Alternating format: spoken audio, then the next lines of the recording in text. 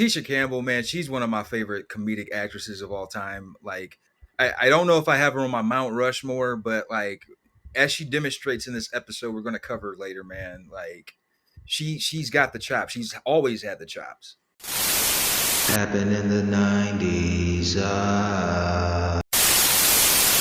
That WWE tape or CD they had with all the music, like the early 2000s, maybe late 90s, with like DX. I mean, all the hits, Steve.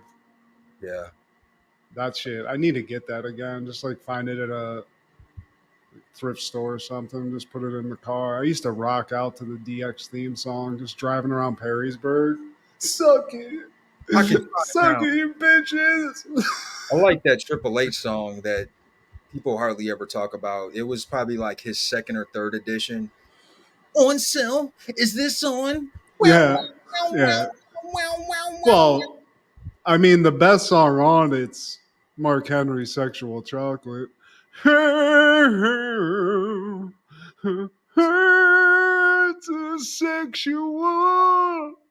Was that Isaac Hayes? No, I don't. I mean, I hope it is, but I don't think so. Yeah. But the motherfucker can sing, Steve. I mean, you could probably legit, if you had the game, you could probably just fuck to that. It was that romantic, Steve. It's Mark Henry. Yeah, I mean, you could fuck to anything. It's a sexual. It was very Isaac Hayes, though. You're right. You can get it crack into some corn. Yeah, that's it. I don't want to see that shit. Got the life you want to see. Oh, wait, he's having a stroke. Who do you think is the most iconic comedic relationship, or who has the most? Like, I'm a Martin Gina guy. Okay. You know, I feel like Ricky and Lucy, they were the OGs. They started this gangsta-ish. But you know, being a child of the '90s, I think Martin and Gina are my goats. I gotta pick it just because that's my favorite show. But that's a tough one to win because you got Tim and his wife on Home Improvement. Tim and Jill. Obviously, you know, you got the Ross and Rachels of the world for people that like that show. As a personal fan of Frasier, you have Niles and Daphne. There's a lot of will they or won't they. And I guess Niles and Daphne might even be 2000s. Might not even be able to count that. But Martin and Gina, yeah, dude. Got It's forever loves, dude. Yeah. Or not Khadijah, Sinclair and Overton. But you knew that was going to happen. They loved it. It was just like puppy love the whole time. But like, yeah, dude. Plus, I mean, Martin had Brian. He had the whole shebang with the proposal with Brian McKnight. Yeah, and I still cry when I see that, Steve. It gives you the feels for sure, man. I got this ring, man. Oh, I only got $5. Okay. I mean, dude, Steve, come on. Gina, I will marry you. Damn. Yeah, that's the best. What do you want me to say? Damn. You did it, okay? You did it. And Tisha Campbell, man, she's one of my favorite comedic actresses of all time. Like, I don't know if I have her on my Mount Rushmore, but like, as she demonstrates in this episode, we're going to cover later, man. Like, she's got the chops. She's always had the chops.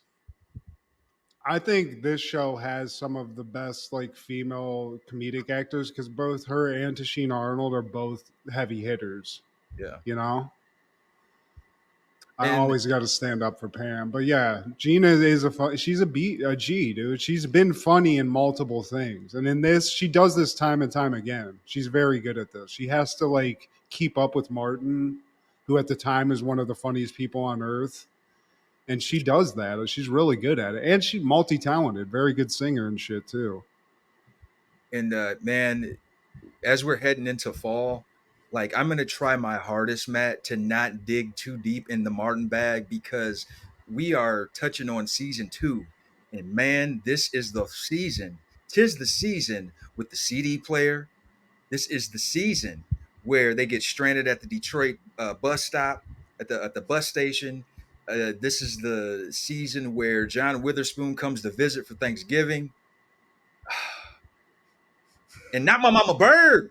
All like these are the hits, Damn, Gina, why you kill my mama bird, Gina?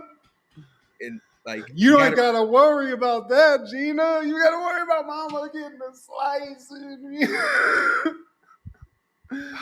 Dude, his freak out as the mom when she finds out the bird's dead and is running back and forth is one of the yeah, most obscenely long and hilarious comedic things of all time. He's so good at physical comedy, dude. It's so funny.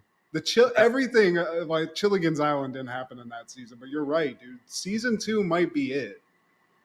like when you got the CD player, like that to me, one of the funniest moments in TV history, man. Cole, sit your ass down. Yeah. In the episode we're going to cover, man, this is one of the to me one of the more iconic ones, because it has one of the most well-known one-off characters because you never see Pretty Ricky Fontaine ever again. No, it's one and done. Pretty Ricky, what they called him. Yeah, I mean, that's iconic in it. What a quotable! I remember that 20 some years later, Steve. for sure, man. Like I think it also has this is also the season where Gina goes to the hair salon and works for Shanae, I believe. Yeah. It's got the You got to sign. go to This. work on pharmacy. Oh my gosh, dude! Oh, what a good show! How it never won. How it hasn't been given every award on earth for just how great it was. Just in now, just do it after the fact because it's so good. Hey, boys and girls, this is Steve G and Mad G with Happened in the 90s, show where we talk about what happened in the 90s. So get out your Lauryn Hill CDs and your posters of Laura Winslow. If you want to smoke tree on my balcony, play Nintendo with Steve and Matt G. Pick up my phone, say, Pop, I'm not home. Sex all night, mad hair in the moan. Spin my V, smoke all my weed. Tattoo all titties saying Steve and G. Now check it. You want to be my main squeeze, baby? Don't you? You want to give me what I need, baby? Don't you? Oh, Oh, baby, baby. Today, my friend, we're talking all things August 29th, man. In the 90s, Chico. Starting off in 1992, Martin is airing season 2, episode 2, Really, Gina is Not My Lover.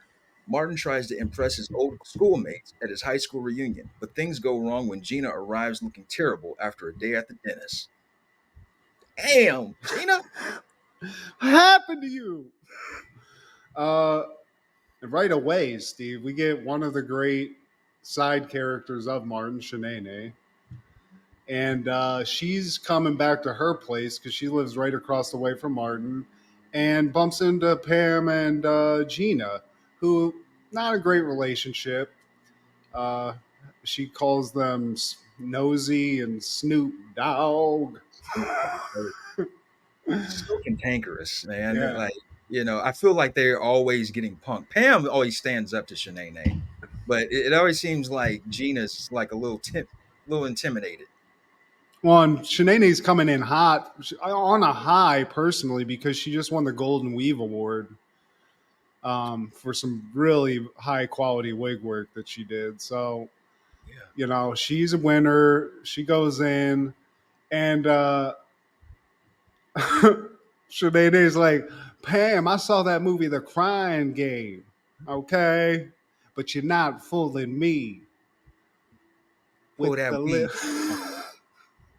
Check the net. But how dare you, Shanae? Yeah, Tashina Arnold deserves God, better. what a beautiful, beautiful woman. Tashina, you just got two huge fans here that just would love to talk to you sometime. And this is a classic theme song. This is my favorite version. We're still in the OG Martin intro. Man,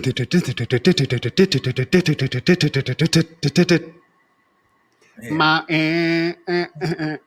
my Yeah, dude. Everything about it's classic. The graphics, the little looks that everyone's given to the camera and stuff. That awesome leather jacket that he has on, and the when it cuts to him, all of it.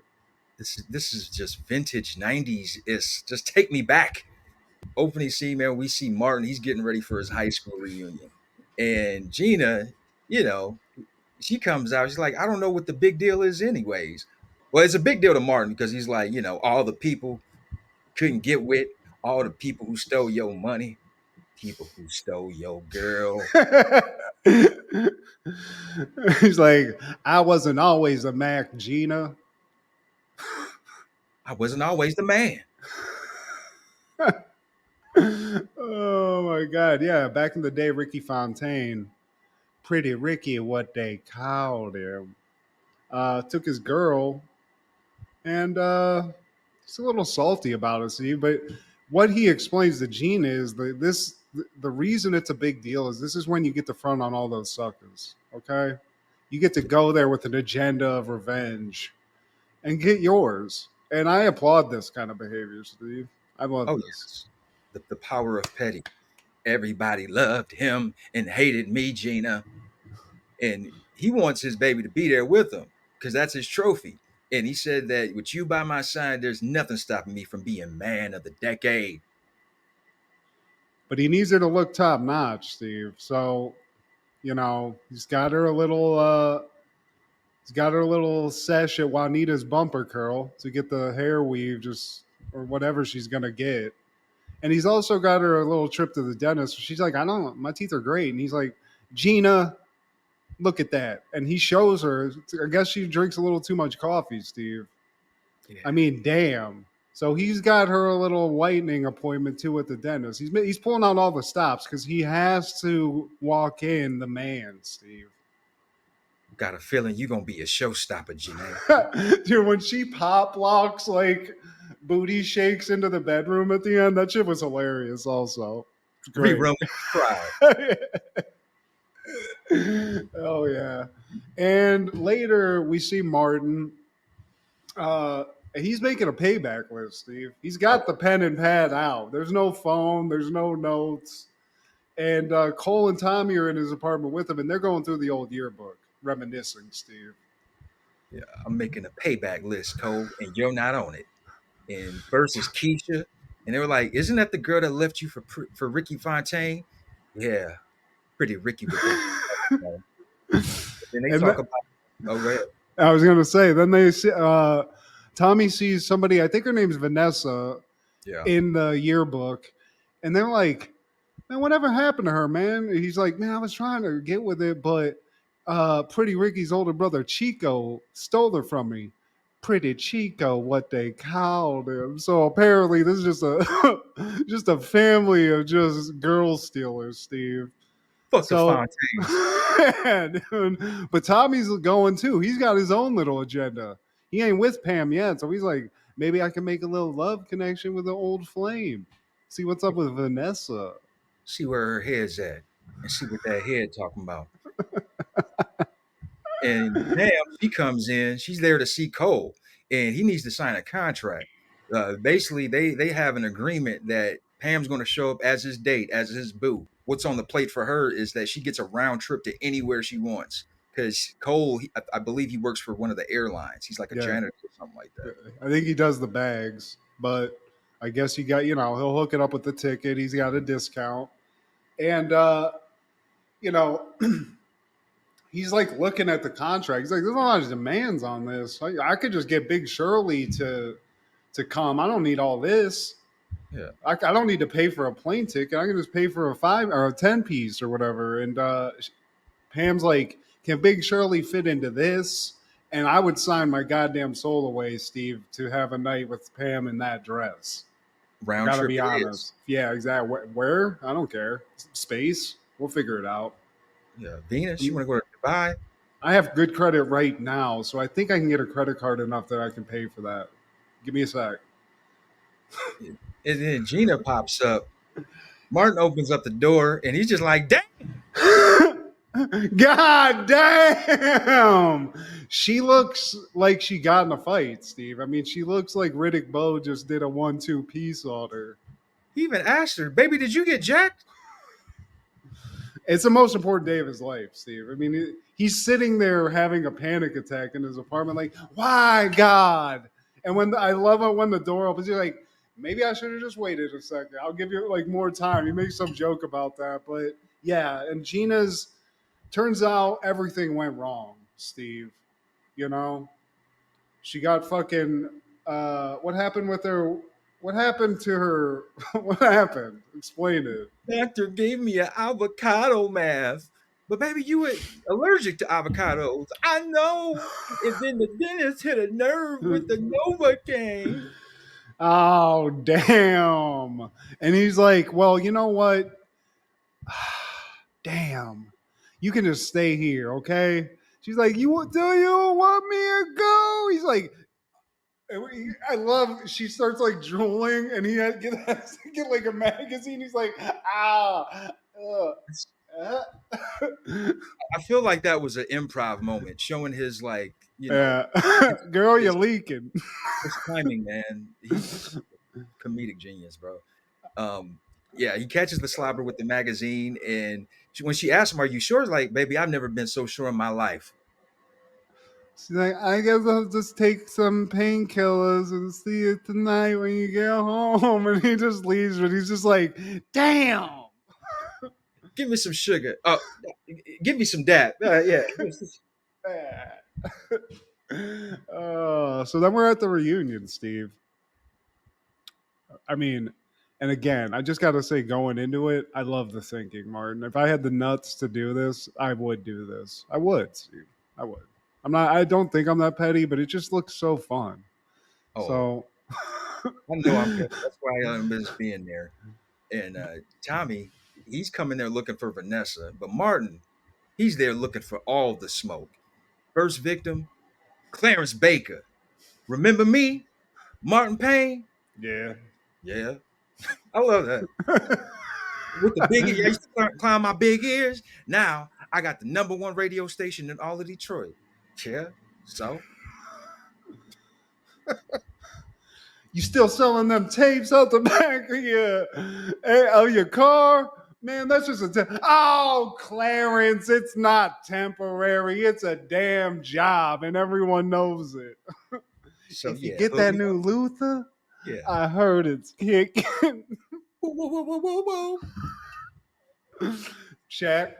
He cuts him off the list. He's got his little list. He's checking it off, Steve, and I love that. But then Tommy, he's out here hunting, Steve, and there's Vanessa right there. He sees her. She's looking fine. Principal Greer from Steve Harvey, man. And he approaches, and Vanessa remembers him. They even have their little okay or whatever whatever it was. I forget what it was. They got their own little thing that they remember. It's cute, Your but curl caught on fire in chemistry class. Yeah, it's not coming back. um, little bit of she's a little red flag right as we kind of cut away from that, where she's like in recovery, or she's like, I don't drink anymore. I had a little issue with that, and we're like, oh, okay. And then we cut to Martin again. um it's a little later, and he's dancing with Keisha, and Keisha is somebody who left him in the lurch, and she's like, you know what, man, Ricky left me after 5 days. He's like, oh, you don't say. And then they keep dancing, and she's like, man, I should have just stick with you. You're so cool and stuff. She's giving him all these props, and he's like, so let me get this straight. Pretty Ricky left you in the dust after a week. Your ex-husband's in jail for bad meats? Bad meat. Like, what was that? I'd love to know what that was. And he's like, you're wondering why you weren't dating me before, like picked me or whatever. So Keisha's off the list. He leaves her just with a slack jaw on the dance floor, Steve. Yeah, he's basically like Steve Buscemi and Billy Madison, man. You cut back to Tommy, and he's trying to get away expeditiously. And Vanessa's just like, "You're not gonna leave me like all the rest, are you, Tommy?" Baby, it's fine. I mean, she's pouring sugar. It's just psychotic. Everything about it's crazy. Thank God this. I mean, this is scary. This could happen to anyone, Steve, especially a woman that fine. Get wrangled in with the looks, and then you're like, this woman's batshit insane. Okay, this is a problem. This is a problem. Ricky. uh, and then Martin gets a couple other guys. I think Dante, Kenny, and Lester. He just walks them off. I don't even clock what he said, but he leaves them, with a little hatred. And then Ricky Fontaine walks in, Steve. Yeah, it And can't skip over Cole. Like this is like his only appearance oh yeah, at the reunion where he's just trying to flex. He's like, yeah, got a long night of love making ahead of me. And then Pam shows up. She gives him a drink. He's like, this ain't cold enough. I said more ice. I can, dude. She throws a little. She throws a little in his face, but then just gives a nice smash to the cup right in the grill, just to really just make him feel like shit. And she leaves. She's like, I can't stand it, and she just leaves. Off in the night. Cole's running. I forget what he says on the way out, but That's right. know. Run, damn it. Yeah. And he leaves her. He's gone. So Pretty Ricky's here. What's the guy? It's Juana Man, but what's that guy's name, Steve? Miguel Nunez. Yeah. I mean, this guy's a legend. For sure. Yeah, and I mean, guy's flexing hard. He comes in, he sees Martin. He's like, "Oh, if it isn't little squeaky deaky Martin over here, Martin Payne, what you doing with your little ass?" I mean, number one radio show in all of Detroit. Oh yeah, I caught your little show at the car wash. They were detailing my Porsche. Oh really? With the VW engine? Is it still in your mama's name? He says something about his girl, and Martin's like, "You better run home because she might need your eyeliner back," or whatever. He says something like, You a wild boy, just like your sister on Sunday. "Yeah, dude." So they have like a flex off in front of the school, which is hilarious because you guys are like 30 years old. I mean, this is sad. And people are like behind him, like hyping him up. Yeah. Oh! uh, and at one point, Martin just lays down. He's talking about his just having a lot of money, Steve, which like pockets stay swole. I wrote a check last week and the bank the bank bounced. And then, as he's getting it, Steve. He's getting some adoration. He's getting over on Pretty Ricky. It's pretty, this might be neck and neck, but then in walks Gina, Steve. She crashes in like a goddamn car accident. And she just looks like she took too many of those pills, Steve. Something happened. It's like Pretty Ricky's like, what in the hell is that? Man, crazy fans love me, man. I gotta go see what's up. And, boy, And then, and then as he's like helping Gina, because she's like, I had to be here for my man. He's like, hey man, yeah. And he's like, yo, I mean, I love you taking care of a fan, but what's going on? Like everyone's starting to realize that might not be a fan, Steve. you do an awful lot for your fans, man. Well, I do what I can. You got the jacket, didn't you? Matter of And, fact, you got a pair of dice on your nose, man. and he's like, oh, he leaves. Tommy runs up because now Martin's like, we got to get out of here. We got fuck all of it. Fuck this man of the year shit. I got it all. I mean, everything's good. Let's get out. But as they're leaving, Tommy connects and he's like, we got to get the fuck out of here because Vanessa's got a knife. Yeah. We're already to that stage of the relationship. So they're trying to leave, but as they're leaving, Clarence comes up. It's time to announce the man of the year, Steve. There's no pomp, no circumstance, just boring ass Clarence just coming up like, yeah, everybody, it's time to announce the man of the year. All right. Okay. And it's Martin Payne. Yeah. He said it like confused, like, what? But Martin's like, was on the way out, but he just basically drops everything, leaves Gina's dead ass with Tommy and goes up to accept his award, Steve, and rightfully so. It's, But reminds me this of the speech, Haters Ball. This speech is the greatest. This is the speech, Steve. This is the speech that I would want to give. Y'all didn't even like me then, and you damn sure don't like me now. Let's go. And he just storms out. Hey, fuck the Man of the Year award. But then Pretty Ricky goes in on Gina, Steve. And you can't do that. Hold up. This girl ain't no supermodel. This elephant woman thing looking over here, He- you, you need to apologize to my girl. She need to apologize to Pretty Ricky. This is pure, unadulterated ugliness. Now, how the yeah, Pop! Martin don't stand for that. He knocks Pretty Ricky out and takes his woman in his arms. They're leaving. And as they're leaving, Gina, just because she's so proud of her man, she has to turn her around and give the crowd a whole unintelligible rant, Steve, of epic proportion. But, you get the vibe. She's sticking up for Martin, and I love that. you ain't gonna talk about my man.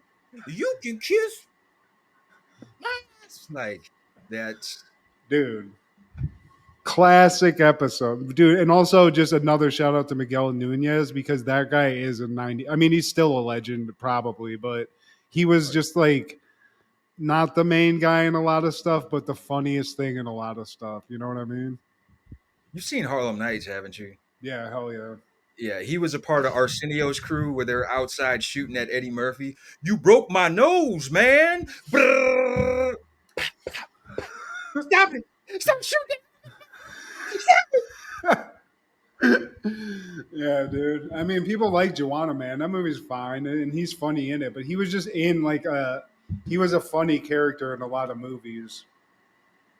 And I feel like he might have even been in The Wash, Steve. If I might be mistaken. He's usually in some kind of ensemble type casting, man. Hell yeah. Yeah. But shout out to Martin, dude. What a show. And I'm glad now that at least now, years too late, they finally have it on streamers to watch in full, and I don't have to just put a DVD in because you couldn't get it forever. It's Forever. crazy. Don't let it go, Max. The power Don't. is yours. That following year, WWF is airing SummerSlam 94 from the newly built United Center in Chicago, Illinois. The Bears. Dude. That's it. This is one of the first things they did in the United Center, isn't it? It is, man, where the Bulls will eventually continue their legacy. And I love how we get a little dose of Macho Man Randy Savage. Yeah, he's just like the macho hype man. He just comes in, just lets you know what's going. It's like a telethon almost, where he's just keeping you updated. Yeah, Chicago, I love it. He's decked out in Macho's Oh, yeah. finest. Bling Neon blah. green pants with the shiny gold frilled jacket and cowboy hat, Steve. Only a pimp's tailor could make such a thing, and it looks good, Steve. The one and only, man. And also Vince and Jerry Lawler on the ones and twos. Not my favorite pairing, but hearing Vince McMahon on pay-per-views, man, it just brings back good memories. By the way, the day we're recording this is the man's birthday. So happy B-Day to the GOAT. I know like he might not be the most morally healthy human being, but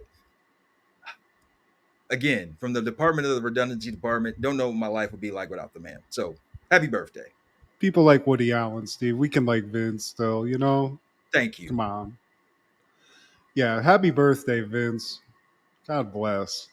Um, but yeah, I love the macho hype, man. He'll come back a couple of times and it's fantastic.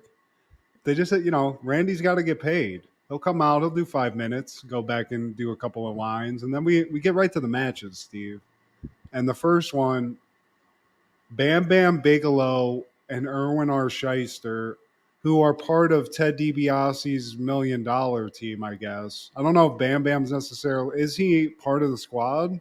The $1 million corporation, yeah, Yeah. it's Bam Bam, IRS, Nikolai Volkov, and I think Crush joined eventually.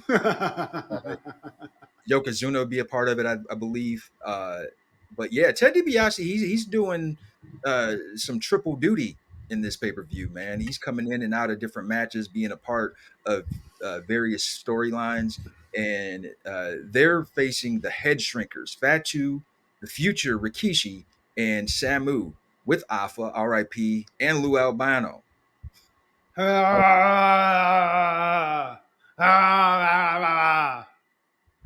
I understand Gina when she got shot with the Novocaine more than anything Captain Lou Albano says in this.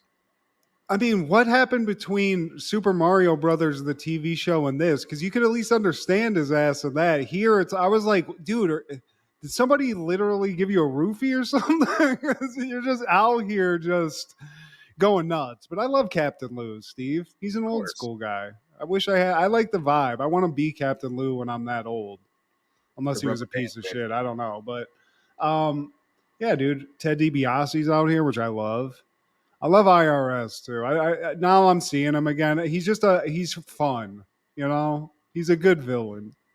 he's a good heel, and to me, his greatest accomplishment or greatest thing he added to the game was his son, Bray Wyatt. Like I was a big fan of Bray Wyatt, and ironically, today was the day he passed. So R.I.P. to Bray. Oh Um, wow. yeah, man. IRS though, like he served his purpose.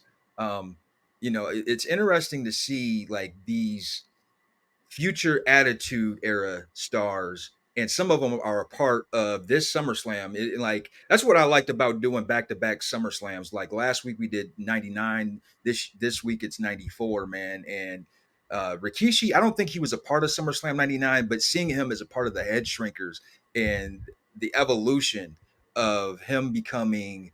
I think he was like another character before he became Rikishi, and some of these other guys being involved. Yeah, didn't he come out with some kind of like weird? It was like a mask almost He shit with was like a eye hole thing cut out of it. super weird. I can't remember the name of it. Was he the Sultan? Maybe it was like maybe something Middle Eastern. it was something like that. Yeah, Yeah, yeah. Rikishi though, what did he do to put all the fat in his ass? Because they literally all went there. Steve, he's the same. You can see it in his face. His face is the same. His midsection is basically the same. But he put on like 100 pounds of ass and legs. It's weird. man. It's I weird. I will say, Head Shrinkers, great hair. Like I would hate to see Yeah. him in a dark alley, but I would take grooming tips from them at the same time. I mean, they're tough sons of bitches too. They're big dudes. They're Samoans. Um, yeah, I would not want to see them in a dark alley for sure, for sure. But I gotta say, they're not the fattest people in this match. Bam Bam Bigelow by far is the fattest person in this match, but somehow the most agile person in this match also, which is so cool. It's crazy. Yeah, we touched on that before, man, where he kind of has that Chris Farley vibe. Like you're big, but you're acrobatic, man. And I think at one point he tries to hit like a top rope move and he misses, but the fact that he could just pull that off, because this was a time when you don't see guys his size getting on the top rope ever. He pulls off some kind of spinning, like jumping kick too, where I was like, that is crazy. That guy's like, maybe he has to be 400 and some pounds at least. He's huge. But yeah, that is cool, dude. But I like his vibe, and then like that guy hangs out with $1 Million Man. The weird biker guy gets to hang out with the $1 Million team, but it's a good opening match. I feel like it's not too crazy. I don't really, other than this whack ass thing the Head Shrinkers did, where it was like a double team move where they like did a face smash, but it just came off. It was like so sloppy. It was hilarious. I don't even think the guy hit it like the ground, but they had to like play it off. Um, but hell yeah, dude. And I don't know IRS now. I used to hate his guts, but now I'm like that guy's big and he's just kind of fun to watch. And at some point, the Head Shrinkers they get their finisher off, but DiBiase distracts the ref, and Alpha he gets in there and he starts attacking either IRS or it was one of them. Yeah, and then like just a brawl ensues, and you're not really sure what's happening, and people get like separated, and then like way too far after like all this happened, they're like, ding, ding, ding. Um, the head shrinkers lost because Alpha came in and hit somebody DQ. I was like, okay, that doesn't make a lot of sense, but it was still a good match. Yeah, and that doesn't stop them because they're still fighting all the way to the back. Yeah. And after that, you have a Leslie Nielsen vignette. All right, Pizza, that legend, man. And a couple guys stop him in the hallway and they're like, "Hey, buddy, first of all, my name's not Buddy. You're Lloyd Bridges. How dare you?" Yeah, dude, fuck those guys. Yeah, but it's like a little thing they got. You know, he's doing some detective work behind the scenes, trying to figure out this whole Undertaker situation that's coming, that's brewing right now. You know, there's a lot of questions, a lot of intrigue, and he's on the case. And he sees a silhouette of Undertaker, but it's not Undertaker. It's Leslie's Naked Gun co-star, George Kennedy. And his George, name's not Buddy either. George, what are you doing here? We're both on the case. Yeah, dude. I mean, Leslie just had to get a bag, Steve. That's really all that is. Yeah, I found it ironic that they have George Kennedy, they got Leslie Nielsen, and this is the same summer that their other co-star had a very busy summer. He wasn't available, if you know what I mean. I'm not black, I'm OJ.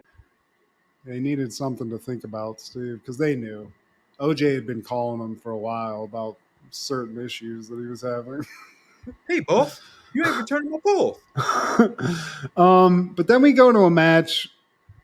You know, I was kind of skeptical of this, but we'll get to it. It's a WWF Women's Championship match early in the 90s here, and it's Alundra Blaze, who is the champion, I believe, fighting a one Bull Nakano, who's escorted by A1 Luna Vachon, Steve.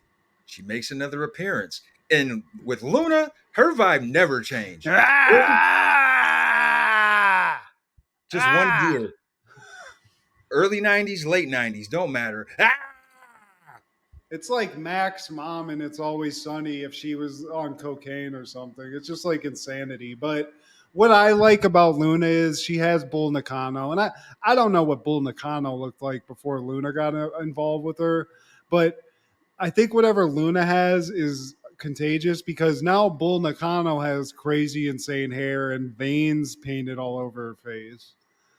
So that might be like a disease that's communicable that Luna's passing on, and I don't like that for her. But um, Alundra Blaze comes out, Steve, and you know I think this is somebody who I'm not as familiar with. I don't remember Alundra, but one thing I do remember now and forever is Alundra Blaze has got a booty that just won't quit, Steve. Oh, It's yeah. insane. Alundra, she's bodied up, and she would eventually be Medusa in WCW. And I'm sure you've seen the viral clip of her throwing that very belt. Yeah. Um, Bull Nakano, man, I'm not gonna lie to you, man. I'm a sucker for thunder thighs and Yeah, body. dude. Yeah. You you rarely see an Asian woman that thick. She's like the muscle in this match. All her moves are first of all, she actually has a catalog, an impressive catalog of actual wrestling moves. Alundra Blaze is not a good wrestler. She's like one of those like wow wrestlers that have like three signature moves. They got the old school like the Tim Duncan wrestling moves down pat, but they don't got a lot else. Um, Bull Nakano, she's pulling off. Well, she does like a pretty stereotypical thing in a lot of women's fights with the hair throwing, like Toss, yeah. the ratchet toss. But dude, she's doing crazy like twisting her up like a pretzel and like in a Yeah. standing position, doing like crazy leg drops and a lot of cool wrestling moves. So like at the beginning of this, I was like, man, this is let's get to after this. But by the end of this, I was like, this actually is a pretty good match for Bull Nakano. Alundra Blaze is just eye candy, Steve. I'm sorry, Alundra. You're beautiful. You're gorgeous. You're bodied up. But a She's wrestler, I mean, come on. She did pull off a great Hurricane Rana, which was like you didn't hardly see women doing something that athletic in the early '90s.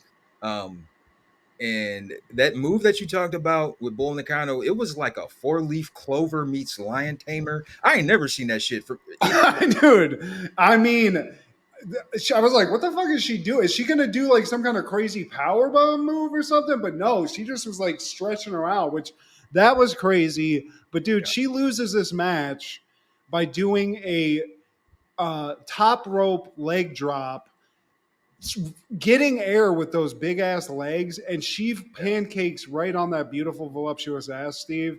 And I got to assume that she did some spinal damage because she she falls straight on her tailbone. It's pulverized. And that gives Alundra Blaze the opportunity to come from behind and give her a back suplex. Gets the pin, keeps the belt, and don't go throwing them in trash cans, you hear? It costs money. Hear that, Alundra Blaze? You piece of shit. But Alundra Blaze, beautiful. I forgot she existed. I didn't remember women's wrestling like pre Sable and all that stuff. I forgot about like sort of this more old school stuff that was going on. And she is Yeah. gorgeous, dude. When she's entering the ring, I was like, this is like a goddamn rap poster. They had like the perfect angle. It was like her ass cheek was eclipsing like the light behind. It was like behind it. So it was just like a silhouette of just booty cheek. It was great. So God bless. Hitting those Suzanne Summer workouts. And Yeah. backstage, we got Todd Pettengill with the dudes with attitude, HBK and Diesel. This is, oh man. I like Sean takes a lot. He's just taking a lot of credit for. He's like, as soon as Sean gets involved, we got the tag titles. We've had the Me and Diesel have both had the Intercontinental title combined whatever weeks. Even though Diesel's the current champion, but you know he's got to get the fact that he also held that belt too, Steve, because they're a team. Mr. I hit it first. And Diesel, like he's finally showing his his wit, because for the first couple months he was just mute. He wouldn't say anything. Just his presence spoke for itself. But he's got great mic work for a giant, man. And he was just like, I should have the Midas touch because everything I touch turns to gold.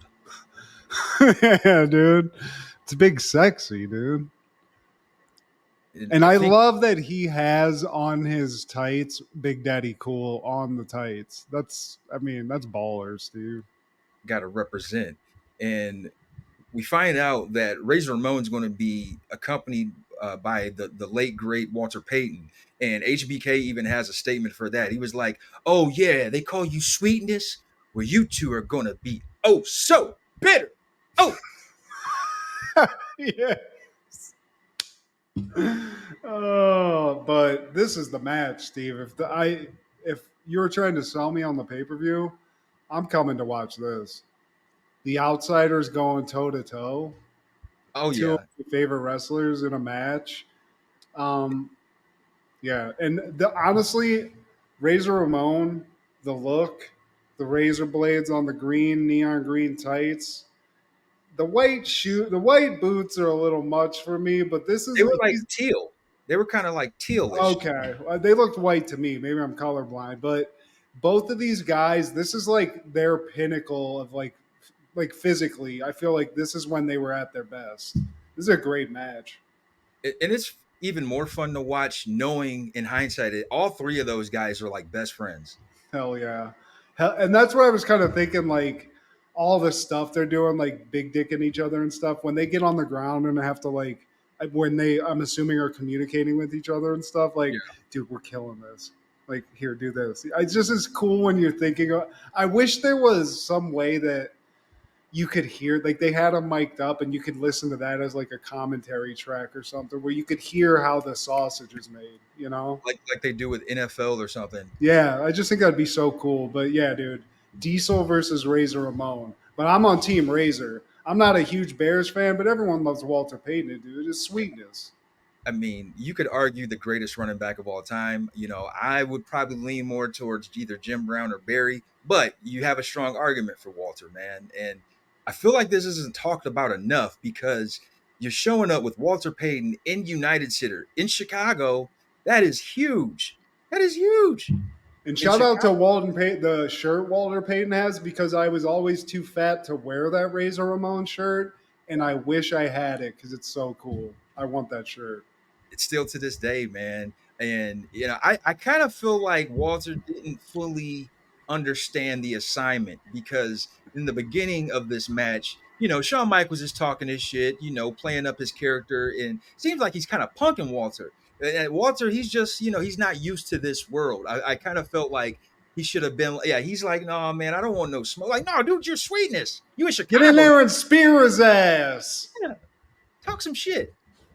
Yeah, dude. Sean definitely gets over on sweetness in Chicago, which I'm sure there's plenty of Chicagoans that are like, fuck that Shawn Michaels, that fucking piece of shit. Yeah. How dare you talk to sweetness like that? But Razor comes out swinging, Steve.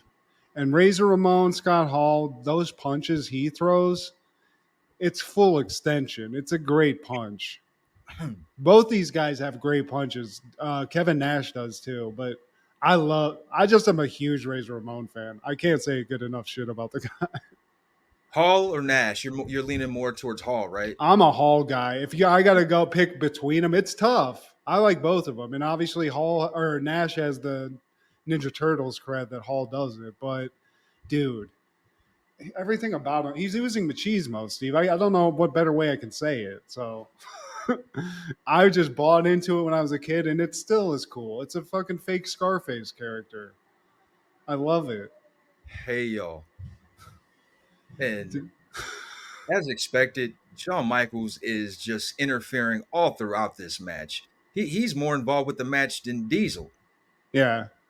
I mean, there's some back and forth. He keeps poking Walter Payton a bunch ringside, and he'll get like chased away. But again, like you said, it's kind of confusing because Walter's he's not being aggressive at all. He looks like he's running away most of the time. Being too Um, nice. yeah. But eventually, dude, at one point, Shawn Michaels pulls off like a running like clothesline outside the ring to hit Hall, and Yeah. it was dope. That looked fucking cool as hell. And when he's up to his antics and he does stuff and like he'll like hit a guy and then turn his head around and be like, "Hey, what's up?" Acting all like casual and stuff. He's such a good heel, dude. He is, especially this era, Sean. And at one point, Razor catches him on the apron. He punches Sean. Sean like leaps off the apron, turns around, hits the rail, and like he taps into his Ric Flair with the dramatics. You Yeah, see, dude. yeah, He always and he's when he would do that, he had a bunch of moves for that. Like when he'd flip over the turnbuckle, if somebody threw him at it extra hard, he'd run and do the Ric Flair thing. Yeah, dude. He is the best. I mean, we talked about it, and I fully endorse what I've said before is that he's the best wrestler of all time. For everything, the actual wrestling and the mic skills, it's him and The Rock. And mm. I feel like he's better than The Rock. And you said that before to me. I would not expect that from you, man. I like there's so many other people that I would expect you to say before him. I respect it because Shawn Michaels is that dude.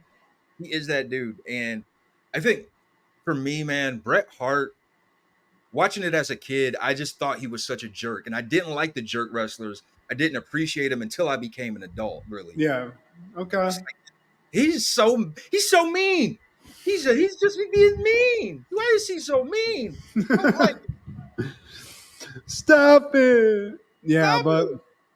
he's so funny to watch. He's great. He's involved even though he's not in the match. Um, he punks a Hall of Fame football player in his own city, which is baller, if you're a fan of his. And unfortunately, though, he gets a little too involved, Steve, because at a certain point, he gets in. He has Diesel holding Hall, and he's about to deliver a super kick to Hall's chops, but Hall gets out of the way. Diesel takes the kick and gets knocked out and loses the match, Steve, and that title. So he's one piece of gold down. Razor wins that. Shout out to Scott Hall for that.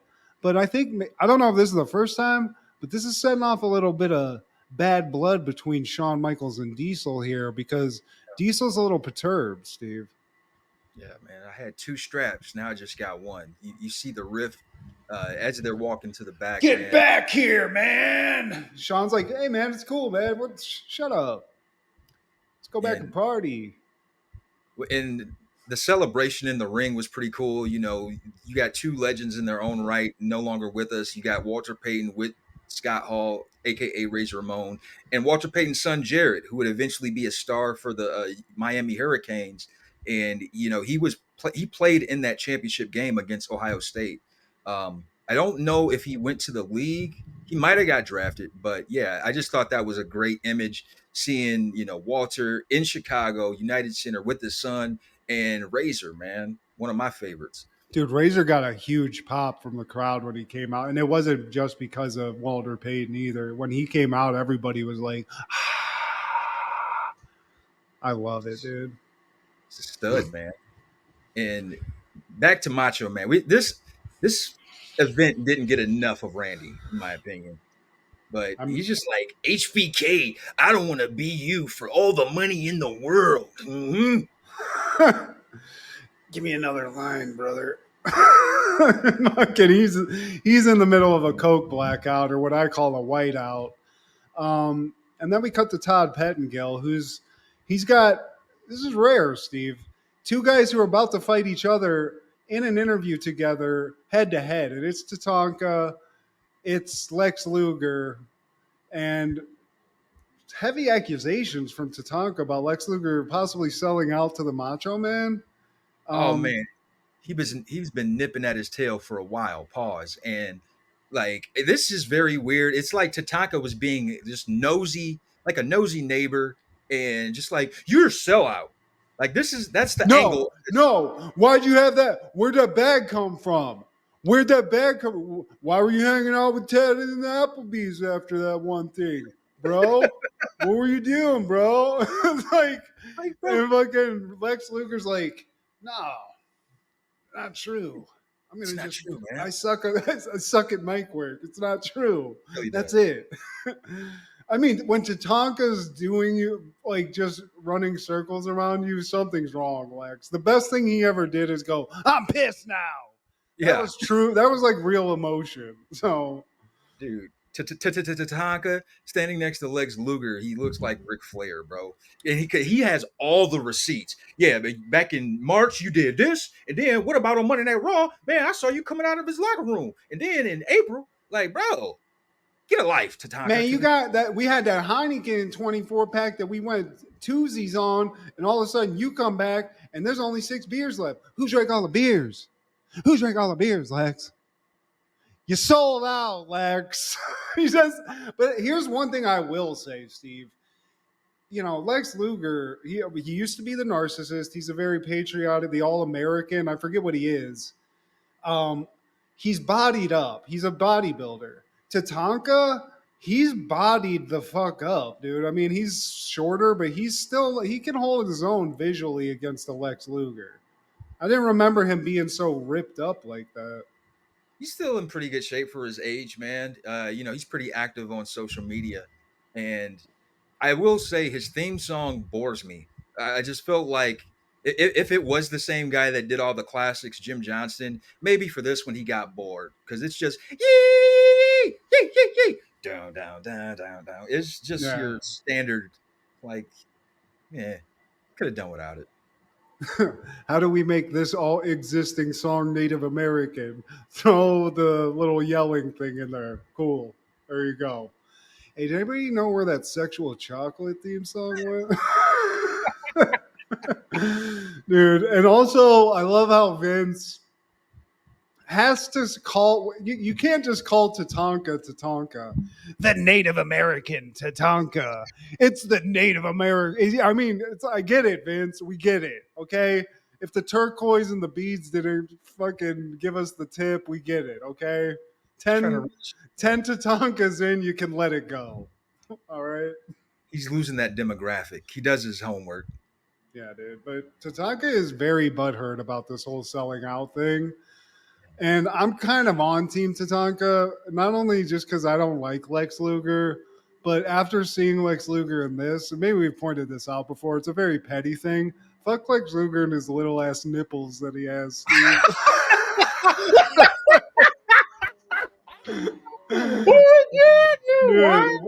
I don't know why I was looking at it, but I was like, this guy has obscenely small nipples. It's Really? disgusting.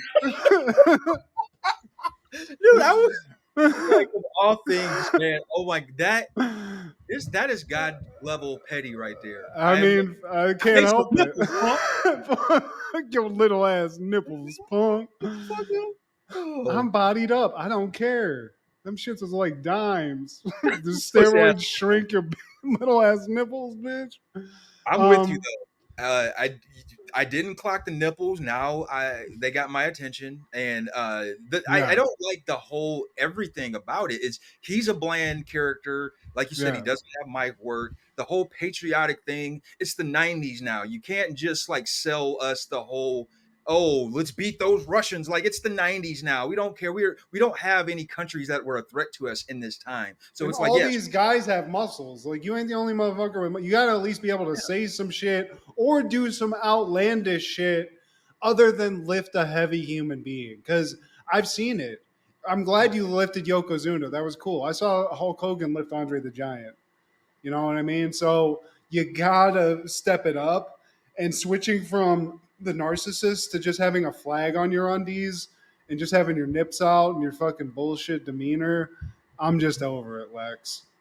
and I'm that was the over it. thing. Like I feel like Vince wanted him to be the replacement for Hogan. Let's put the whole patriotic thing behind it. But what you overlooked was Hogan actually has charisma.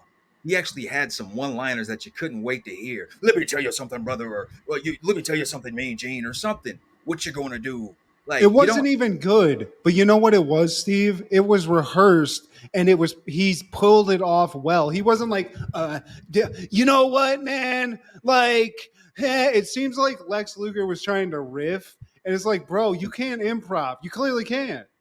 You can't think on your feet. So either get a script or find a character that can't speak. Do something where you're a mute something. I don't know. Pick it Put a up, but mask on, yeah, because you um look like the boss from Perfect Strangers too. I think we talked about that before.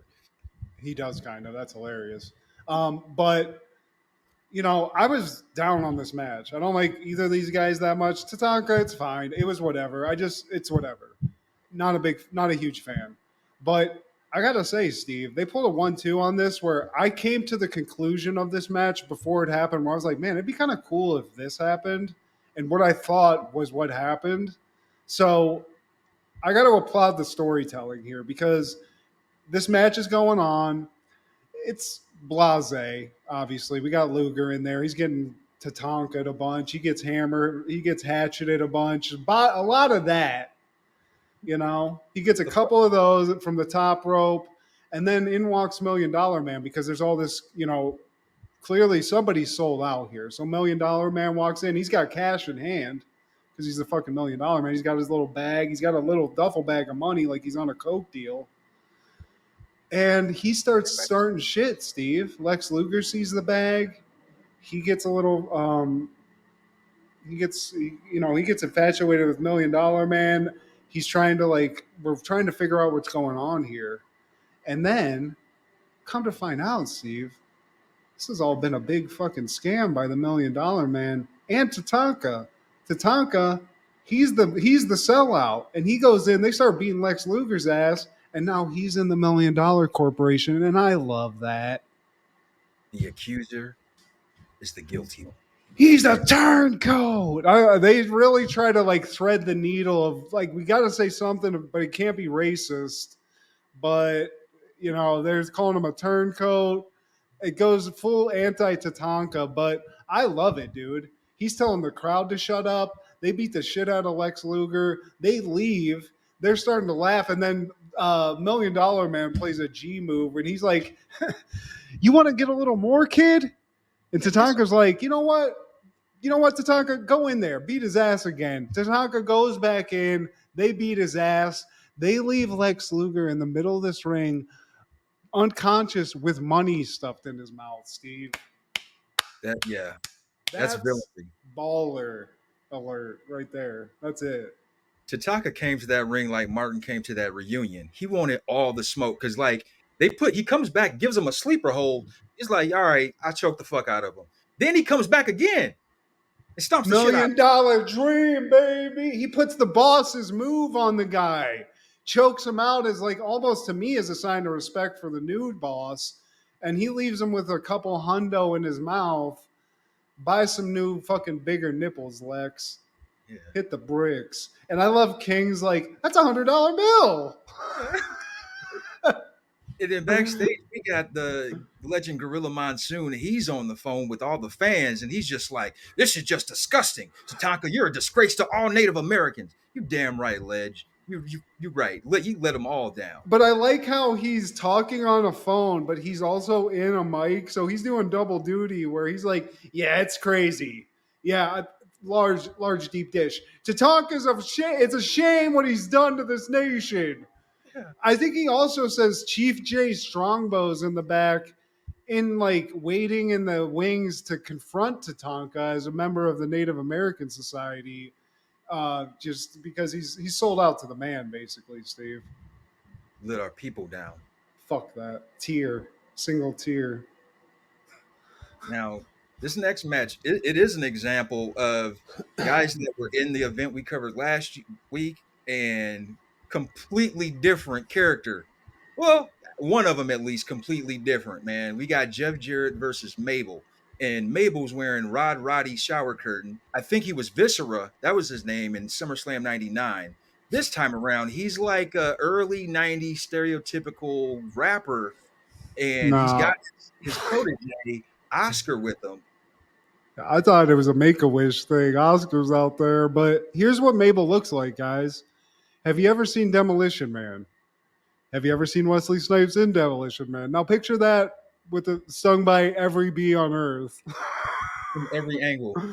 I mean, dude, here's the thing. Mabel made it this far. He made it to the big leagues, Steve.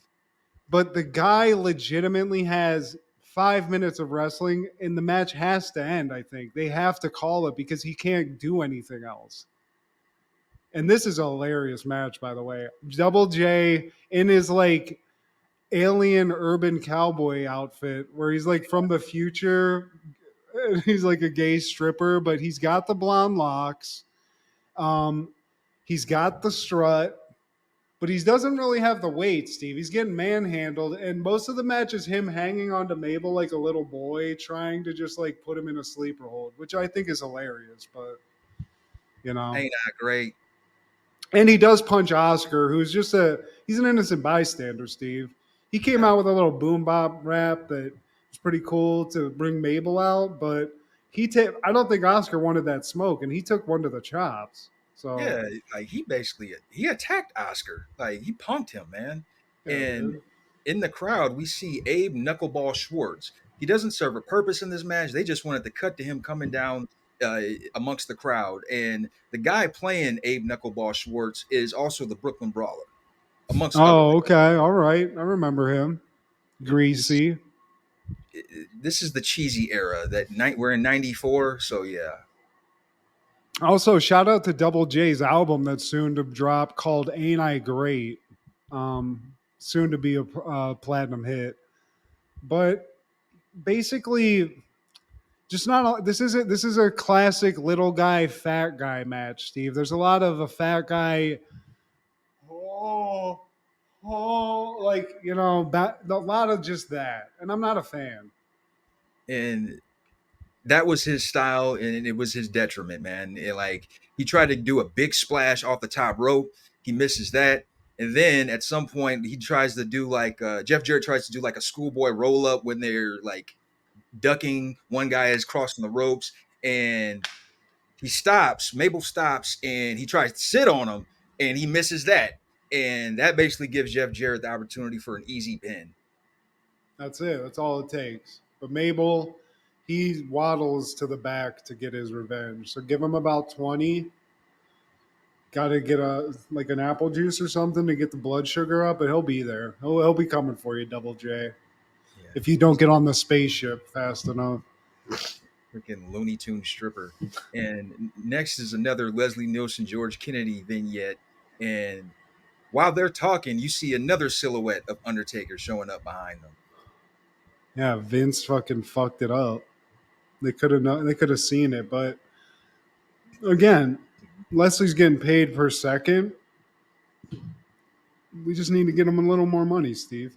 Like I said, OJ's he's not going to be around for those sequels, so they got to figure it out. You said that Razor and Diesel, that was the match of the night, man. I think this next one might be the match of the night. Razor and Diesel was great, but man, this is considered a SummerSlam classic. And the Bret Hart, Owen Hart, we get a recap of how all of this shit started. Owen, he came in as a face, alongside his big bro. And I think it was a Survivor Series the year prior. That's when the shit was starting to kind of crumble. He's starting to show these early signs of his jealousy, and then they cut to the Royal Rumble that following year, and it has the classic line, "That's why I kicked your leg out of your leg." One of the best clubs of all time. I'm sick of living in your shadow, Brett. Owen's salty, dude. And now he's saying fuck the whole family. You They know? turned on him. Yeah, they're not giving him the props. But Owen's coming up, Steve. And we lost him too soon. But seeing this, I just want to say this before we even get into this match. If Brett is the greatest heart, Owen is a close second. And I would say he might be better if he would have had the full career because his mic skills and acting skills were, I mean, it's a little over the top, but he's killing. To me, it makes all the sense in the world. Like the little interviews they do where he's like, it's very like serious, but he gets like progressively more pissed off. And uh, he's good. So I don't know. I think Brett's the best, and I would have said that most of my life. But the more I see Owen, like especially as like an evil guy, he has the mic skills Brett does not. He doesn't, and that's shown even in the recap, man. He's kind of like Lex Luger in a way, where like he's like a deer in the headlights, and he's just searching for his next word, not knowing what to say. Whereas with Owen, it's just rapid fire. He's got his character figured out, fleshed out, and he knows he's playing that jealous little brother, that like scrappy do kind of guy, and he fits it well, man. Yeah, and leading up to this, he actually had beaten Bret Hart at I think WrestleMania 10. Yeah, But right after that, Bret won the world title against Yokozuna, so it sort of everyone forgot about this victory he had. And then he orchestrated some kind of a plan at King of the Ring where he won King of the Ring, and he's the King of Hearts now, Steve. That's his new thing, which I love. he won it the year after Brett won it in '93. And he got some assistance from his brother-in-law, Jim the Anvil. There's a moment in this that's so funny that involves Jim the Anvil Neidhart that we'll get to, but I got a feeling I know which one you're yeah, talking about. but um, yeah, Owen bribed the Jim the Anvil with just a little bit of sweet, sweet cocaine to get him to turn, but they're teamed up. Owen, he's doing good on his side of the mic on this, but then we see Brett give one of the most meandering, awful, long speeches that I don't even think he had a plan. He gets into it, goes through, he's like, I got one thing to say. And then he has three things to say. And the speech is so long and boring that they actually cut to just a shot of the arena at one point just to get away from it. Cause it's like, this is painful. Even Pentangill's like, okay, come on, wrap it up, dude. Wrap it up. Hurry up and Um, get some best there was. Like, yeah, yeah, dude. But then I like there's other hearts involved in this that like there's a lot of lead up. We see Bruce Hart, who is like the scrappy do of the Hart Foundation. He looks he hilarious. He's like a little guy. He's got blonde hair. He kind of looks like Owen with a leather jacket. he looks And like he's stuck in the '80s. he spoke out basically in I think it was King's Corner, which is like an interview thing that they do on one of the shows. And he's like, the Hearts do not we renounce Owen Hart. We do not support Owen Hart. Like they basically everyone's spoken out because Owen's just he's being a bitch, you know? Being a bratty little brother, man. And I love this, man. We see before the match, Vince, they get up out of their seat, him and Jerry, and they interview the patriarch and the matriarch of the Hart family. And Vince is asking them the softball questions, the typical stuff. So how are you guys feeling? what's you guys you You like guys like Chicago? Chicago? Yeah. King's like, guys, why are you asking all these softball questions? What'd you do to Owen? Why did you do this? What's wrong with you? Where do you get off? And Yeah. Stu's not there, Steve. Nah, Stu no, is not. He's not there. He's out for there, but he's lunch. not. Um, and then I mean, we keep going down the line, Steve, it just keeps getting better and better because we go from that to one Davy Boy Smith who has lost the braids, but now he has almost like a Millie Vanilli. very Millie. What was the Rico Suave? Because he's got Oh, like he the said red. long locks, the little sweater vest. He's tan to all goddamn shit, and he's almost like a more subdued, more intelligent Davy Boy Smith because he's got the glasses and he's almost like he's like, yes, Brett needs to do something about this young whippersnapper. It's very professional, Davy Boy Smith. So Now, I gotta ask, like you're Davy Boy Smith stylist. There's only two options. We either going Bo Derek or we're gonna go right Sid Fred Millie Vanilli. I feel like you just because I'm going right said Fred Millie Vanilli, Steve. If you get Same. sweaty enough, maybe it would relax a little bit. It's going to soften a little bit. It's going to be like Hulk Hogan's hair, where it's kind of like bouncy, but then it just mats down. Yeah, The braids, it's just not a good look. very off-putting. The But cornrows. Steve, that's not even the best thing. Then Davy Boy Smith is. I was like, okay, that's all the hearts. But then out of nowhere, it's almost like they caught he was in the middle of a blackout. They're like, "Whoa, Jim the Anvil Neidhart's over here." He's like passed out, or look, he's like, Hey, he's just chilling. "What? What? Hey, what's up?" And they interview Jim, but it's the most like it's surprised I've ever seen somebody get. He's like, "I'm just here, man. I'm just here to hang out. Chill out, guys." Owen's gonna be the new champ. Yeah, and I do think Stu and Hart drove Owen to greatness. Love Yeah, his dude. goatee. One of the best goatees of all time. Word to ZZ Top. I'm here for Owen. And if someone's named Ernesto asked if I'm here, you never saw me, okay? Another beer, please. Another beer, honey. He's so Yeah. great.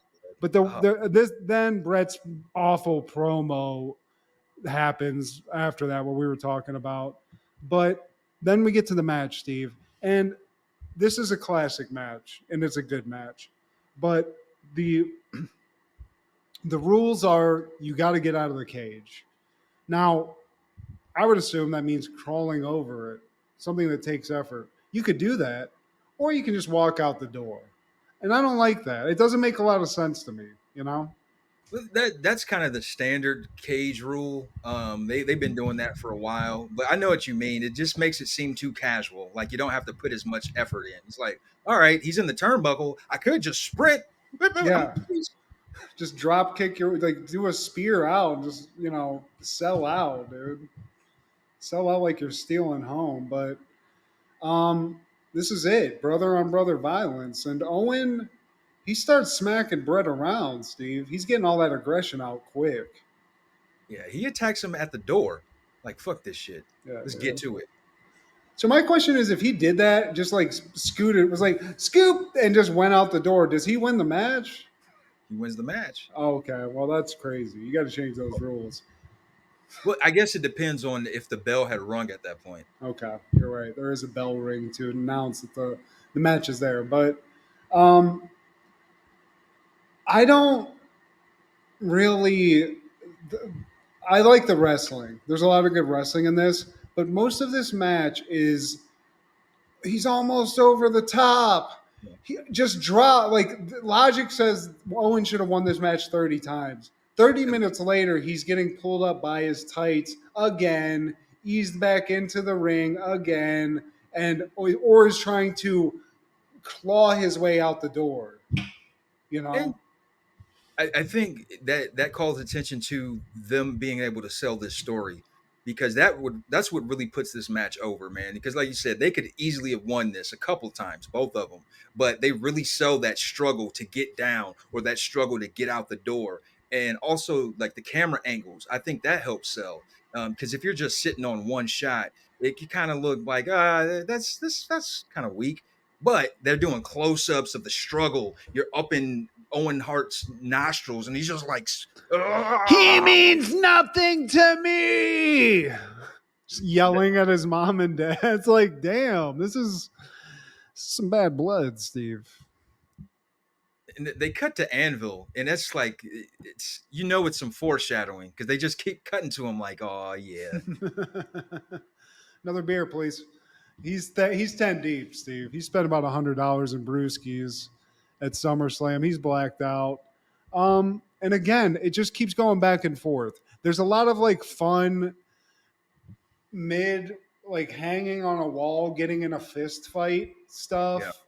We get a couple of there's a lot of smacking the other guy against the cage, whether it's doing like the little like seesaw thing where you fall down and launch him into the cage and stuff. I mean, yeah. and you're right. They legitimately pull off something that is dumb as fuck, and it is you're on the edge of your seat the whole time. And Um, they both have a nasty fall at different points, man. I think it was Brett first. He was climbing the cage, and then Owen yanks him. And I don't know if this was legit or not, but it looked like he just kind of messed his shin up, like he landed on it just mm, horrible. And, I mean, and there's a couple times where he's grabbing his leg a bunch for sure. so it might have been legit. And at some point, Owen takes a nasty fall, and like he lands on his nuts on the rope, and then he just like kind of like swings back down onto the canvas. But with Owen, you never know, man. I mean, he's great. He can wrestle anybody. This match is great. It's almost like he's the mirror of Brett in a lot of ways. He has the same move set. They were trained by in the dungeon. So it's like people that have the same black belt going against each other almost. And it's a pretty long match, a lot of back and forth. Then eventually Brett does win because basically they're neck and neck getting out of the cage. But Owen, like, and I don't know how you do this, like, without really just it hurting a lot. But Owen, like, leg gets stuck in the cage and he, like, falls and is just, like, hanging by his fucking leg. And Brett wins the match. But then the real party starts, Steve. Oh yes. Oh yeah. I've been waiting for this. Jim the Anvil comes out. He pulls the sunglasses off. He starts whooping Brett's ass. He puts Brett back in the cage, gets in the cage. Then he has a chain, a padlock. He chains himself, Owen, and Brett into the cage and locks it so nobody's coming in. And if there's somebody who I don't want to be caged and locked in a cage with, it's Jim the Anvil Neidhart. Come on. It'll be a You're lo- party. you're losing a leg. You're losing some kind of virginity that you had before you got locked in that cage. I don't know what he's fucking, but he's gonna do something to you. You're never gonna forget, Steve. So he beats the shit out of Brett. They get to it, but then there's an arena full of Heart, Steve. I don't know how many Heart kids there are, but they're coming out of the woodwork. They're like an Stupid. Asian like stunt team. They're coming in. They got blue jeans. Davy Boy takes the fucking Ray Bans off. He's trying to get up there. And I gotta say, whoever's doing Davy Boy's tanning regimen, dial it back 3 notches because he's got a George Hamilton tan. It's crazy. Is that one of my cousins? One of my Yeah. light skinned cousins? Oh no, that's Davy Boy Smith. And, That's super George Hamilton. but like Owen and Anvil, like whack-a-mole, man, one by one. Like Bruce is almost getting in. Get your ass down. Davy Boy's almost in. Get your ass down. The Bruce looks next, like Leave It to Beaver, dude. He looks fucking like a chode. yeah, just he had that He-Man haircut too. Just like that's why I think he's stuck in the '80s. I thought you were going to touch on the clothesline from behind that Anvil gives Davy Boy Smith and his wife. Oh, I forgot he does crunch the chick too. Yeah, I mean That it's Jim the Anvil, Steve. he blasts both of them, and the way he did it was fucking hilarious because he just strong arm. I don't know if that was intentional, if the wife agreed to this, but damn, she took a tumble right next to her husband. Yeah. No, dude, the camera angle, it was just the camera shot of when they first walked up on Jim the Anvil in that interview. He looked like he was hiding from his probation officer. Like he was just looked like he was trying to avoid being seen, but it's Jim the Yeah. Anvil Neidhart. So his like blase, like, what? What? What's going on? Oh yeah, okay. I'm Jimmy the Anvil Neidhart. But yeah, so they basically whoop that ass. Eventually, all of the other hearts start like coming in like ants, and they get out and run to the back because Jim left the 8 ball out, and they both got to get to the back to make sure that that's okay. But now there's a rift in the hearts, Steve, Yeah, and man. everyone thinks Jim the Anvil is kind of he's the guy pulling the strings a little bit. You know, he's the guy with the addiction. Yeah, He's pulling man. Owen down with them. That broke my heart, man. No pun intended. Like Heart Foundation, one of my favorite tag teams. I always thought they were so cool. Brett and like it's just that there's the finesse and then the power. And they epitomize that the best, especially in the 80s, man. You know, this is the guy doing all the technical work, and this is just a big stout dude that's just gonna bowl over your ass, man. It's the original Vicious and Delicious. Boom. It's that. Exactly, man. But I do have to say, Jim the Anvil Neidhart, never wear the all pink get up. It looks crazy. It's insane to see.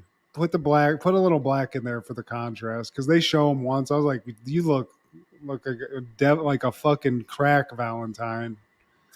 Look God dang. insane. But I love also Jerry the King just taking so much pleasure in the hearts, just unraveling. He's laughing the whole time. He's such a good heel commentator. It's fantastic. Yeah, I don't think he's fully gone into his like Lawler that we like in the later years with him and Ross, man. But this is still comedic gold, though. And Todd Pettengill, he gets an opportunity to chat with Owen after the match, and Owen's pissed, talking about how his family turned on him. Like they act like I don't exist. I'm a heart too. How dare y'all? Congratulate me on my win, bitch. I'm I the king of mean, hearts. Pettingill's got some nuts just aggressively running up on Jim the Anvil Neidhart with a mic like that, too. You're lucky he didn't just pop your ass. Up next is the main event. We got the recap: Undertaker versus Undertaker. You cut to various people who claim there was an Undertaker sighting. The guy at the deli saw Taker. The little girl in kindergarten saw him at the playground. A fireman saw him. Ladies at the antique shop saw him.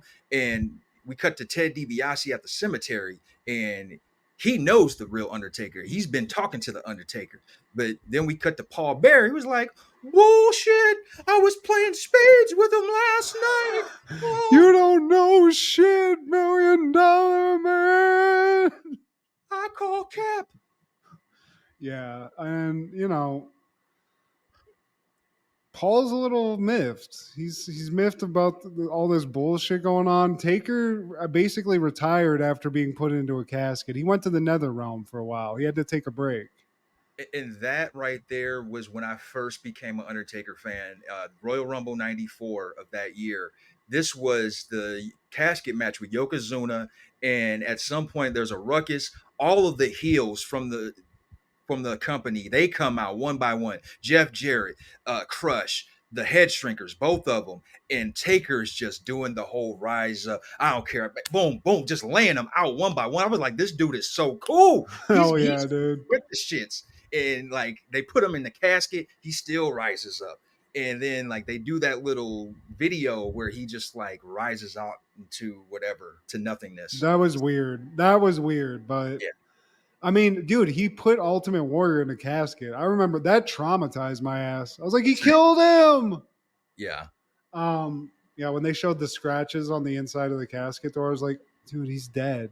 This guy's dead. It's killed me. So Undertaker, I was a fan. I don't know, a little iffy, but I do love the idea that Undertaker was supposedly gone. Right? He's dead.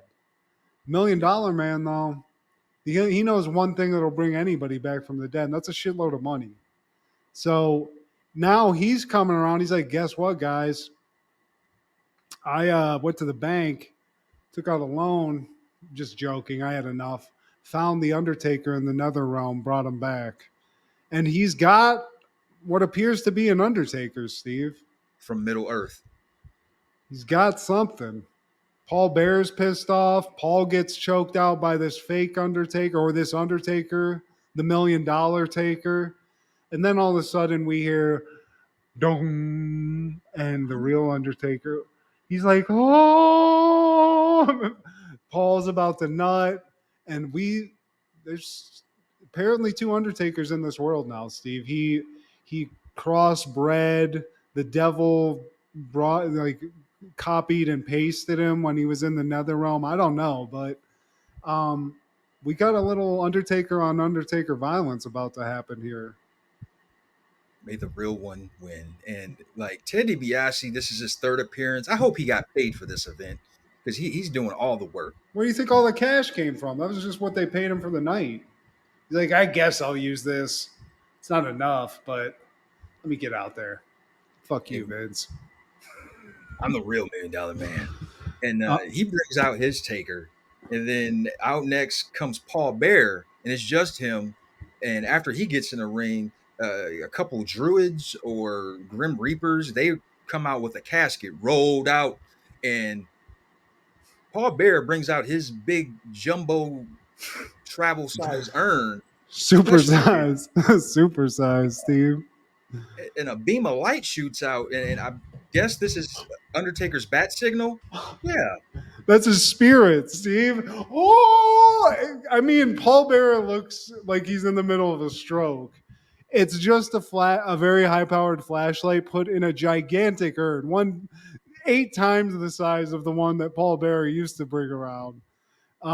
Apparently, he's got Aladdin's magic lamp that looks like an urn. But then, after about 3 minutes of him having a stroke with a light, Undertaker comes out, Steve, and I don't know how the guy's name who's playing the fake Taker. His name's Brian Lee, right? yeah, he was in ECW for a little bit. Yeah, Like, if I can't see you from far away, if I do this and I'm watching this match, sure. But if the second you get within 10 feet, you're like, man, what the fuck? yeah. Man, that ain't no motherfucking Undertaker.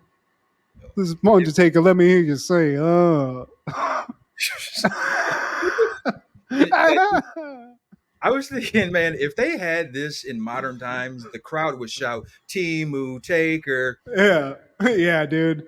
But this wasn't the best match. It's like kind of a bummer that this was the last match because Yeah. I feel like most of this was a great pay per view. But um, the real Taker's back, Steve. He takes down this fake Taker. But I gotta say, they tried their best, and to try to actually live action do this with like two people in the ring, I mean, fuck. You pulled it off for a second, but as soon as the lights turned on, it's like, man, look at this Billy Idol looking Taker, fucking eyeliner and shit. It's obvious who the real one is, man. The real Taker, he gets tombstone, but he raises up. Then fake Taker, he slaps on another tombstone, but it gets reversed, and he gets tombstone. The fake Undertaker. Undertaker picks him back up, gives him a second tombstone. Paul Bear's like, no, three times a charm. So he picks fake Taker up again. Wow, and that's what gets the pin, and the crowd is just unenthused. Like, when are the Bulls playing again? It's still August. Okay. I had a Polish sausage over at the deli, and I think I saw Taker getting a deep dish. I love Taker, but this was a snooze fest. Like the I mean, entrance. it was just too much of a bit. It was too big of an ask, Put Yeah. something out. Do this as one of like the lead ups to the main event. I mean, for sure, either Owen Hart, Bret Hart should have been the main event, or I would have taken Razor Ramon Diesel, honestly. Over this for Yeah, sure. over this for sure. But you know what, dude? Mark Callis, you're a fucking badass. I'm not gonna say shit. You're the real Taker anyway. So Brian Lee, go back to Timo. Do And whatever you got to do. and Brian Lee Taker, he gets rolled out into the casket. The Druids go to the back with him, and Before we cut back to Leslie Nielsen and Kennedy, Macho Man, one last time, he's like, "This is the most amazing night ever. Till next time, but wait, there's more." And Kennedy and Nelson, they open up the casket and nothing's there. What? What? How could this be, Steve? Wait, the case. There is a case. It's a briefcase, and they found it, Steve. Bah, bah. I mean, even that. Just Case. don't do this, Leslie. In heaven, you could have said no. This part of the writing wasn't there. This is how we end this, guys. This is the big payoff to this multi-sketch thing we got going. It's a briefcase, boss. Fuck out of here with that. That needs to go in the trash bin with Lex Luger's little fucking nipples. We can all just burn those things. Not the nipples. But yeah, that following year, Junior Mafia, 1985, Junior Mafia releases Conspiracy. And the first two CDs I ever bought when I got my Walkman was Dog Food by Dog Pound and Junior Mafia's Conspiracy. This was summer of 95, man, and the two tracks, the two releases were Get Money and Grab Your Lips If You Love Hip Hop. Ladies, rub your titties if you love Big Papa. This whole album bangs, man. Like, I R.I.P. to didn't, Big. I didn't know about Junior Mafia until I knew about Biggie. I wasn't onto them, but I know those songs for sure. Those are classics. Yeah, like Lil C's, he was in Junior Mafia, but like the other guys, they didn't really pan out to be solo artists. This also introduced us to Lil Kim because I believe this album came out before her debut album, and just great lyricism. It's good. Biggie's still alive. He's still on top of the world. At this point, man, he was my favorite rapper at this time, man. 1997, Excess Baggage premieres in theaters. A bratty teenager fakes her own kidnapping, but gets mistakenly kidnapped for real instead. Directed by Marco Brambilla, starring Alicia Silverstone, Benicio del Toro, Christopher Walken, Jack Thompson, Nicholas Turturro, and Harry Connick Jr. This movie actually is like not is one of these like weird '90s movies you'd watch where I wouldn't think this would be as good with like Alicia in it, but there's some hitters in this. It has freaking Christopher Walken in it. It's got Christopher Walken, it's got Benicio, and I thought the movie was dumb.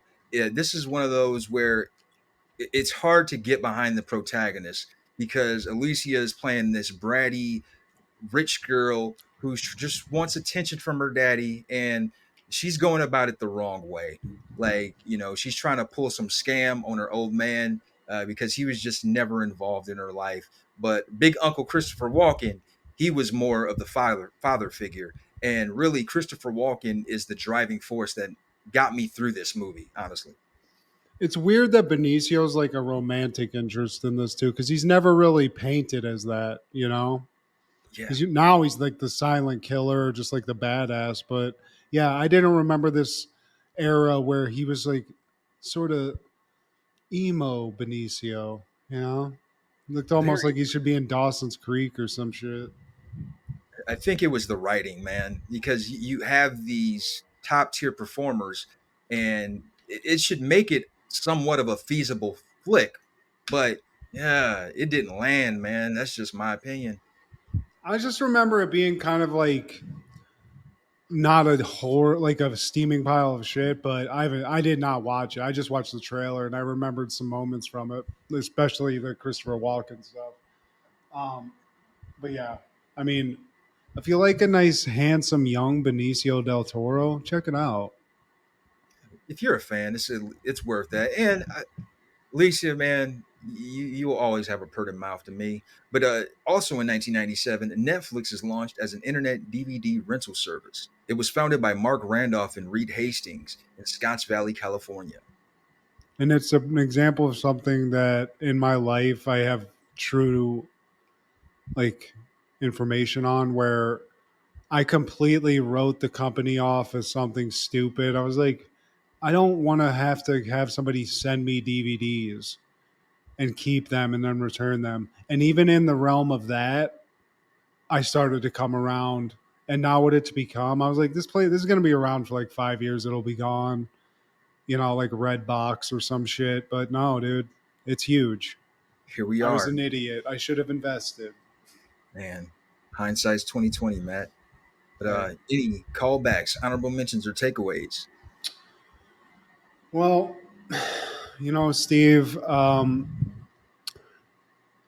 I just want to shout out because I want to shout out to the 90s football that we watched. This is just random, but I was watching Steelers stuff. I'm trying to get excited for football, even though my team looks like they're going to suck.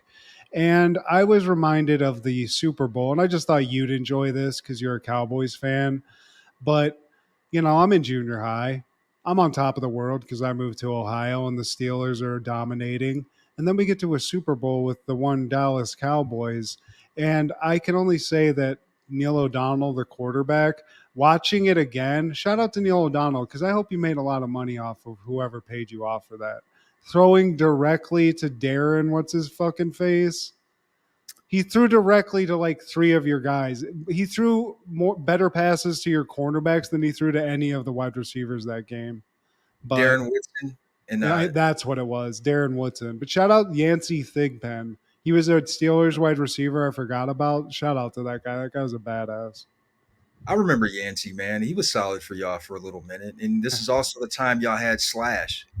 Yeah, but I remember specifically having to go to a Mr. Hodak's history class and get an earful from somebody I had talked shit to that was a Cowboys fan. So, you know, just like to hit that nerve one more time. So I guess you enjoyed that, Steve. Enjoy. Well, I mean, Good I old days. have to get as much from that as I can because we haven't came back since. You're right. You're right. But it's just, it was back in the good old days. Aikman's there. Emmett's there. The They're all playmaker. there. Everybody's there. So I just wanted to, end on some positivity for you. But Hey, this year, Steve, Russell Wilson's coming for that ass. I think we play you guys. So, we shall see. I yeah. know we played the bumbling Browns first week. So Looking you're forward going to to play us. So we'll play you eventually. We'll have a nice little chat about that on Happened in the 90s. Oh yeah, we owe them some get back. We owe them some get back, man, because the Browns beat us in Cleveland the last time we played. So yeah, and like I was trying to be like nonpartisan. Like you know what, I'm from Ohio. I rock with y'all too. Y'all kind of like my secondary team. So no harm, no foul. But I am a Cowboys fan. So when the Browns won, they were like, oh yeah, Cowboys suck dick. That's Fuck every off. Browns fan. They get trashed, and when you say anything to them, they're like, "Oh, fucking real nice, dude. You have to make fun of. Don't you gotta hit us when we're down, dude." And then as soon Oh as they do one thing well, it's like, "Hey, you see how fucking good we are, you little pussy? yeah, Why don't you go fucking kill yourself?" You're like, "Wait, yeah. what the fuck?" Because your life totally sucks now when we rule. So Yeah, it's like, yeah, okay, I learned from the last time. Like, okay, no, kick them up, kick them while they down, kick them, yeah. You're right. stomp on their hands, just like Bret Hart and Owen. Like you see him climbing, no, like, get your ass back down here. I'll be rooting for you guys. I don't like the Browns. I'm done with it. I tried to be nice too, and I got burnt too, so I'm done with it. Yeah, I know you got an earful for a while, living with Oh, a my bunch of whole fucking life, Steve. yeah, My whole fucking life, man. uh, What about you? We can move on. man, I struck a nerve with that one, but I gotta say, man. So your guy HBK, he's considered Mr. WrestleMania, and like watching this, man, I was wondering like who would be considered Mr. SummerSlam, and I gotta say none other than Bret Hart because in 1990 he won the tag titles with Jim against Demolition. In 91 he had a classic Intercontinental match with Mr. Perfect. 92 he had a classic match with British Bulldog in Wembley Stadium. 93 it was a match against Doink, so we kind of skip over that. Dude. 94 though, that was the one, another like 5-star match with his brother Owen, man. And people talk about Brock Lesnar being Mr. SummerSlam because he had some classics, but I kind of tuned out in his beginning stages. I wasn't around, and I'm a fan of the Beast mode, man. But if I have to pick, man, I got to say Brett is Mr. SummerSlam. But please like, share, subscribe, comment. Please tell your sister, I remember all the ways I used to hate you. Please check out Food Show Fanatics with Matt and Kendra, as well as Crushgasm every Wednesday with Kendra G. Our guy Clark the Shark. Once again, bravo on your success, man, in podcast. Hell So, yeah. yeah. Love it. And this is Steve G and Matt G with Happened in the 90s. Matt was the fat kid, Steve was the black kid. Life wasn't always great, but you know what was? The 90s. Happened in the 90s. Yeah! Laughing kind of hard, ain't you, bruh?